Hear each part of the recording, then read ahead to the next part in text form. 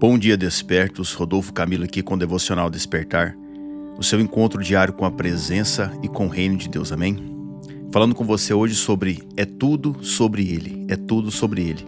Encerrando mais uma semana com você, feliz por isso. Se você não ouviu todos os episódios, vai lá no Spotify, no YouTube, se encha da palavra. Eu tenho certeza que Deus irá falar ao seu coração, porque poderosa é a revelação que Ele tem nos dado esses dias, amém? Glória a Deus por isso, glória seja dada a Ele. Vamos lá. Lucas, capítulo 24, verso 13 em diante, nós lemos a passagem onde 2 discípulos estavam andando para uma aldeia chamada Emaús, estavam tristes pelo fato de Jesus ter morrido, e ali Jesus aparece e pergunta a eles: o que é que vocês estão discutindo pelo caminho? Eles não reconhecem Jesus e dizem: será que você é o único que esteve em Jerusalém e que não sabe o que aconteceu lá esses dias? E eles vão caminhando, sem reconhecer Jesus. Explicam tudo o que aconteceu e o motivo que os estavam entristecendo. E então Jesus toma a palavra e diz, lá no verso 25 do capítulo 24 de Lucas: então ele lhes disse: como vocês são insensatos e demoram para crer em tudo o que os profetas disseram. Não é verdade que Cristo tinha de sofrer e entrar na sua glória? E começando por Moisés e todos os profetas, explicou-lhes o que constava a respeito dele em todas as Escrituras. Quando se aproximaram da aldeia para onde iam, ele fez menção de passar adiante. Mas eles o convenceram a ficar, dizendo: fique conosco, porque é tarde e o dia já está chegando ao fim. E entrou para ficar com eles. E aconteceu que, quando estavam à mesa, ele pegou o pão e o abençoou. Depois partiu o pão e deu a eles. Então os olhos deles se abriram e eles reconheceram Jesus, mas ele desapareceu da presença deles. E disseram um ao outro: não é verdade que o coração nos ardia no peito quando ele nos falava pelo caminho, quando nos explicava as Escrituras? Que lindo isso daqui. E a primeira chave que eu quero deixar no seu coração é essa: é tudo sobre ele.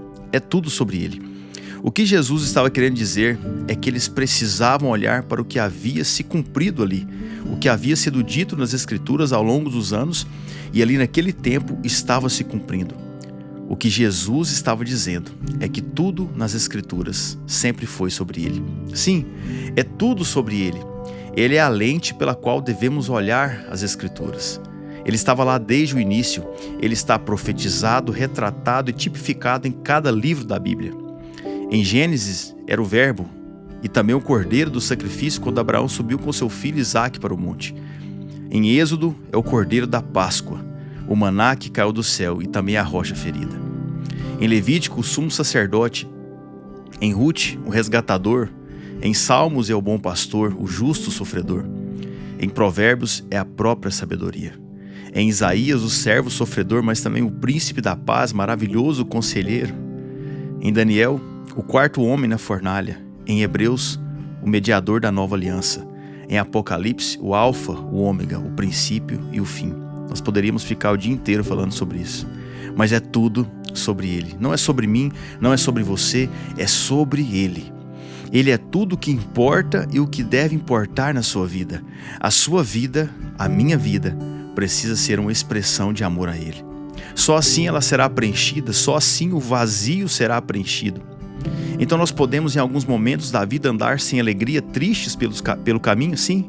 Muitas são as situações que nos roubam a paz e a alegria. Mas nós precisamos ver que Jesus está caminhando conosco. Ele caminha do seu lado. Somos nós que muitas vezes não estamos olhando e reconhecendo Ele no caminho.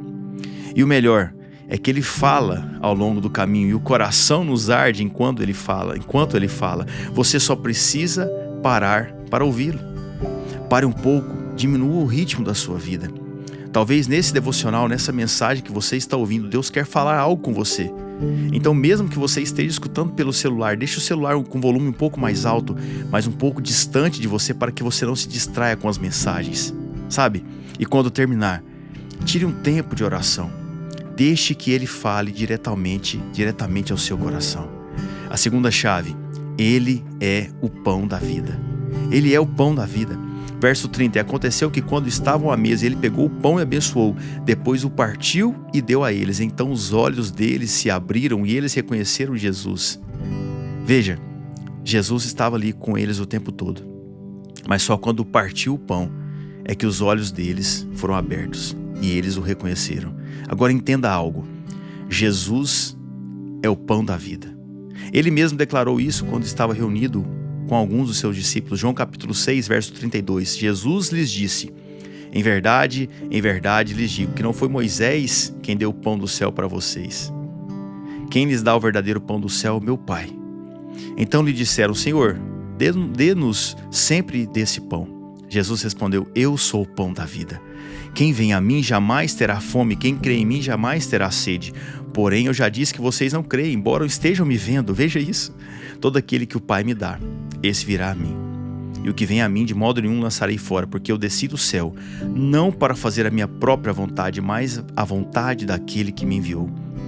E eu sei que há um costume no meio evangélico de falar sobre o partir do pão, o pão da ceia, a comunhão com os irmãos, que a comunhão com os irmãos é ali na mesa, partindo o pão, naquele momento, sabe, de comunhão com os irmãos.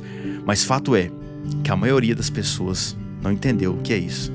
Que a comunhão não é sobre comida e bebida, é sobre partir o pão. Sim, sobre partir Jesus.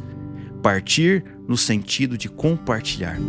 Eu já fui, ainda sou muito mal compreendido por entender dessa forma o reino de Deus e a vida cristã. Mas eu decidi viver aquilo que está na palavra e não o que está na expectativa das pessoas. Romanos capítulo 14, verso 17.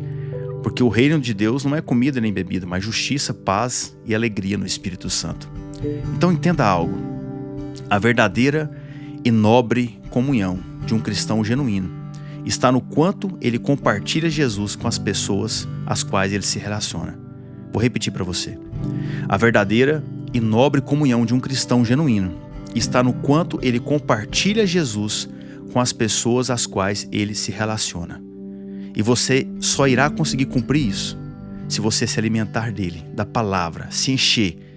E aí então você vai conseguir compartilhar parte dele com as outras pessoas. Então decida hoje ser cheio dele, cheio da palavra, cheio da presença. E a terceira chave para encerrarmos é exatamente essa.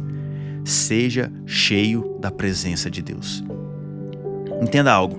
Ser cheio de Jesus, de Deus, não é ser livre de problemas e ter uma vida perfeita, mas é sobre entender que mesmo que tudo esteja caindo do lado de fora, do lado de dentro, você estará firme e fundamentado naquele que tudo sustenta. Romanos capítulo 8, versos 18 e 19. Porque para mim tenho por certo que os sofrimentos do tempo presente não podem ser comparados com a glória a ser revelada em nós. A ardente expectativa da criação aguarda a revelação dos filhos de Deus. Veja, a criação aguarda ansiosamente que você seja manifestado, que a glória de Deus seja revelada a partir da sua vida. Seja qual for o seu problema, seja qual for a sua luta, o seu sofrimento, não pode ser comparado com a glória que Deus deseja revelar a partir da sua vida. Eu não estou falando isso no futuro, eu estou falando de agora. Lembra do que falamos esses dias? Deus pode resolver todos os seus problemas, Ele tem poder para isso. Mas o que Ele deseja mesmo é ser glorificado através da sua vida. E como isso funciona, Rodolfo? Ele deseja que as pessoas olhem para a sua vida e vejam Ele e o seu reino. Então entenda, você não é um enfeite. Você não foi feito, não foi chamado para enfeitar ambientes. Você foi chamado para atrair a glória do céu e revelar a glória do céu. Já viu aqueles objetos decorativos em mesas de centro, geralmente em clínica, em algum ambiente institucional? Parecem livros, sabe? Você olha para a mesa assim, tem um livro, tem uma capa bonita, atrativa, mas quando você pega não é um livro, é uma caixa vazia que imita um livro. Já viu um desses? Então, muitas pessoas vivem daquela maneira. São lindas por fora, aparentemente tudo perfeito, mas vazias por dentro. Vivem como verdadeiros enfeites. Muitas pessoas, então, estão até trabalhando em diversos ministérios da igreja, servindo de forma excelente, glória a Deus por isso, mas estão mortas por dentro, vazias de Jesus, cheias de serviço, cheias de afazeres, cheias de correria, mas vazias por dentro. E isso é extremamente perigoso, porque a aparência não vai nos salvar. A aparência não vai nos socorrer. O que precisamos ser de fato é um livro cheio de fundamentos, carregar uma mensagem poderosa dentro de nós, porque nós não somos poderosos, Não é sobre nós, mas é sobre a mensagem que carregamos. É sobre Ele. O meu desejo é que você seja cheio. Escreva aí no seu coração todos os dias mais um trecho, sabe? Um trecho do que Deus tem te falado. Porque a mensagem está sendo gravada no seu coração. Não fomos chamados para enfeitar mesas. Fomos chamados para servir, para compartilhar o pão. Fomos chamados para expressar o reino. Se lembre das 3 chaves, é tudo sobre Ele. Ele é o pão da vida. Seja cheio da presença. Eu quero orar pela sua vida. Pai, em nome de Jesus, eu oro a Ti, Pai, por essa pessoa que me escuta, para que o Senhor abençoe todas as áreas da vida dela, Pai. As finanças, o casamento, a saúde, os negócios, o relacionamento com as pessoas que a cercam, Pai. Eu oro por ela, Pai, que ela tenha paz, que ela tenha alegria na caminhada, e que ela entenda, Deus, e que ela veja o Senhor na caminhada, que ela entenda que é tudo sobre o Senhor. Que ela seja cheia do Senhor Jesus, que ela seja cheia do Senhor Jesus, que ela se alimente do pão da vida e tenha o pão da vida para compartilhar em todos os ambientes que ela for, papai. Que quando ela abrir a boca, não sejam as palavras dela, mas sejam as palavras do Senhor, expressando o reino, atraindo a tua glória, Pai, em nome de Jesus. Encha ela da tua presença, porque só a tua presença é capaz, é poderosa para salvar. Só a tua presença, Deus. A tua presença é tudo que nós precisamos. Nos encha, Pai, mais um pouco hoje. Escreve em nosso coração mais um trecho da tua mensagem, papai, para que quando as pessoas olharem para nós tenhamos o que compartilhar, nós tenhamos o que expressar, papai, para que olhando para nós, elas não nos vejam, mas vejam o Senhor. Em nome do Senhor Jesus, esse é meu desejo, essa é minha oração. Que você tenha um final de semana abençoado, cheio da presença de Deus. Tira um tempo agora aí, sabe, dobre os seus joelhos, feche seus olhos, deixa Deus falar com você. Eu tenho certeza que Ele tem mais para falar ao seu coração. Deus abençoe sua vida, sua casa, sua família, em nome de Jesus. E a gente se encontra aqui na próxima segunda-feira. Em nome de Jesus.